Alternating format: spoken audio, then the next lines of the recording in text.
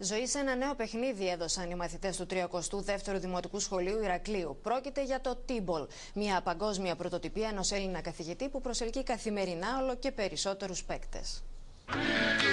Ονομάζεται T-Ball και είναι μια παγκόσμια πρωτοτυπία.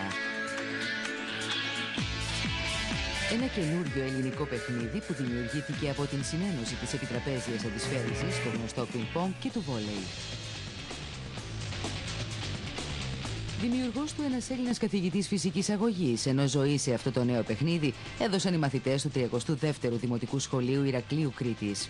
Κατά τη γνώμη μας είναι πολύ εύκολο σε σχέση με κάποια άλλα αθλήματα, γνωστά αθλήματα, διότι η μπάλα στις μικρές ηλικίες, όταν έχετε από ψηλά, αδυνατούν οι μαθητές να μπορέσουν να απαντήσουν, ενώ σε αυτό το παιχνίδι η μπάλα χτυπάει στο τραπέζι και μετά αναπηδά, έτσι ώστε να είναι πιο εύκολο να συμμετέχουν οι μαθητές αυτοί σε αυτό το παιχνίδι.